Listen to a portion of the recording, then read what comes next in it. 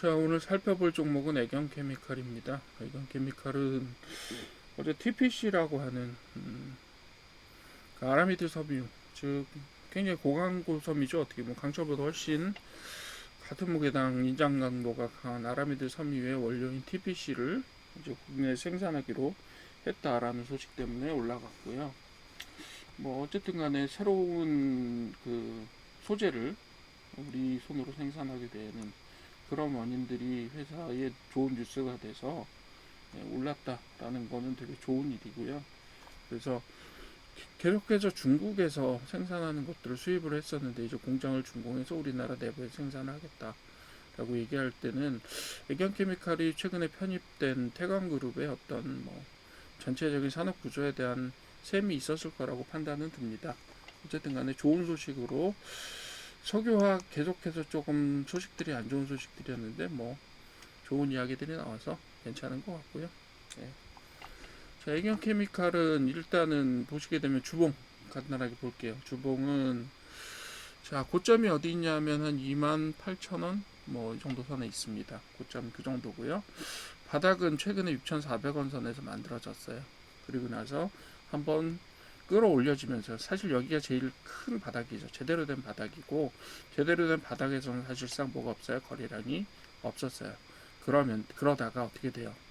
바닥에서 어디까지요? 12,000원 선까지 100% 정도 끌어올려지는 순간에 거래량이 급등하죠. 그렇게 되면서 여기서 계속해서 등락을 반복하면서 네, 이 거래량이 발생하고 네, 어디까지 올라갔었냐면 13,800원 선까지 올라가면서 네, 거래량이 발생을 해 놨어요. 네, 그렇게 보시면 되겠고 자 요거는 바닥에 내려가서 사실상 여기에 나왔던 예, 그 거래량들이 다 소진이 되고 여기에서 2차 소진까지 된 상태에서 쭉 떨어져서 예, 지금 여기 이르렀기 때문에 지금 보시게 되면 개미들을 많이 털어낸 자국들이 보인다라고 보시면 될 것 같아요.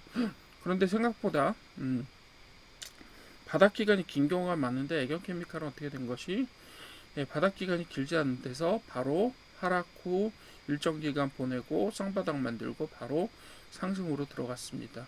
예, 이런 형태로 보시면 될 것 같고요. 예, 그래서 여기서 100% 올리면서 거래량 그리고 다시 13,800원까지 서서히 예, 등락을 반복하면서 거래량을 상당히 많은 거래량을 발생시켰습니다. 그죠? 예, 예, 여기 보시게 되면 고점 거래량하고 차이는 조금 있지만 상당히 많은 거래량들이 여기 발생을 했어요. 그리고 나서 가격이 다시 조정되면서 8,700원까지 내려왔었죠. 그러다가 8,700원에서 다시 소강 상태로 지내다가 갑자기 요 240일 선을 얽히는 지점을 근처로 해서 벌써 100% 이상 올랐습니다. 예, 17,000원 선 정도로 100% 이상 올랐고 예, 이 상태가 지금 어떻게 될 거냐 유화업종이 사실상 최근에 별로 좋지 않았기 때문에 급상승한 종목들이 예, 전통적인 유화업에서는 그렇게 크지는 않아요. 그죠? 그래서 애견케미칼 자체가 이렇게 움직이다가 올라갈지 아니면 한번 조정을 거쳐서 이 중간 지점 정도까지 내려왔다가 갈지 이런 부분들을 조금 보셔야 돼요. 그래서 지금 왔었던 이런 테마가 얼마나 이 주제에 대한 뉴스가 얼마나 지속력이 있느냐 이런 부분들이 애견케미칼을 어떻게 될지 좀 운명을 결정하게 될 것 같고요. 빠른 속도로 막 되게 치솟아 오를 것 같지는 않아요. 뉴스가 빵 터져서 올랐습니다라고 하지만 그게 과연 계속해서 뭐 연상을 끌어올리는 정도의 되게 대형 뉴스는 아니고요. 뭐 공장 완공은 사실 어느 정도는 다 예상이 되었던 뉴스고 그런 것들이 직접적으로 터져서 사람들이 주목을 끌었을 때는 예, 올라가지만 그 다음에는 뭐 이렇게 크게 움직이는 모습을 보이지는 못할 것 같다라는 거고요. 어쨌든 애경케미칼 자체는 계속해서 수익을 올리다가 최근에 영업이익하고 당기순이익이 마이너스가 났지만 어쨌든 전통적으로는 계속해서 수익이 올리는 회사긴 한데 최근에 매출액이 좀 많이 떨어졌어요. 2조 선에서 1조 4천억 선까지 거의 한 3년 동안 한 3-40% 정도 감소하는 그런 모습들을 보였는데 이번에 그 TPC 공장 준공을 기준으로 해서 애경산업이 어느 정도 시설 투자가 일어날지 예, 그런 것들은 좀 관찰해 봐야 될 것 같습니다. 어쨌든 애경케미칼은 다른 유화업체에 비해서 석유화학 업체에 비해서 매출 대비라든가 아니면 예, 자산 대비로 자기 자본 대비로는 주가가 사실 조금 높은 편에 속해요. 왜냐하면 다른 주가들이 거의 지금 움직이면서 많이 올랐다고 조금 조정이 됐다고 하더라도 8,000원 선에서 머무르는데 얘는 지금 2배 가까이 가 있는 거잖아요. 단기적으로 굉장히 빠른 속도로 상승을 했기 때문에 멀티플 지수 자체는 굉장히 우호적인 건 아닙니다. 하지만 애경케미칼은 어쨌든 간에 태광그룹의 일원이고 재무적인 리스크 자체는 그렇게 크지 않다라고 보는 측면에서, 그리고 충분히 아직까지 가격이 많이 올랐지만 그리고 유화업체 전체 평균에 비해서는 PBR 같은 것들이 조금 높기는 해요. 그렇긴 하지만 그렇다고 하더라도 뭐 전체적으로 단기 상승의 영향이다라고 생각이 들고요. 그렇기 때문에 제가 요거는 조금 더 되게 강력하게 막 치솟아서 올라갈 부분은 아닌 것 같다라고 예측하는 부분들도 그런 부분들이고요. 그래서 일본 같은 거 잘 보시면서 오늘 어떻게 진행되는지를 판단을 하시고, 일단은 뭐 저기 신공장도 준공이 됐고 그렇다 보면 수입 대체 효과도 있을 것이고 그런 부분에 있어서는 조금 올라갈 가능성도 있지만 단기적으로 되게 막 치솟아 올라갈 것 같지는 않다.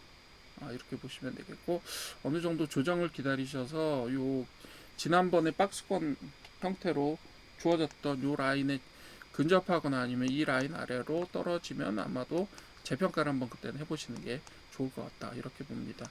어쨌든 상한가 종목이라서 제가 한번 주의 깊게 봤고요.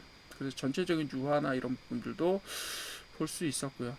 그래서 사실상 이제 이렇게 조정을 받게 되면요, 12,000원 선이 되게 강력한 지지선이 될 가능성도 높습니다.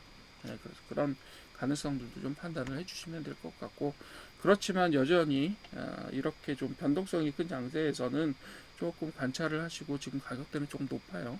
최근에 2배 정도 올랐기 때문에 그런 높아진 가격대에 굳이 들어가실 필요는 없을 것 같아요. 지금 사실상 그 고점까지 올라간다고 해도 100%가 안 되는 여유가 남아 있고요. 그리고 100% 가까이 아니 50% 가까이 떨어질 수 있는 확률도 없지는 않아요.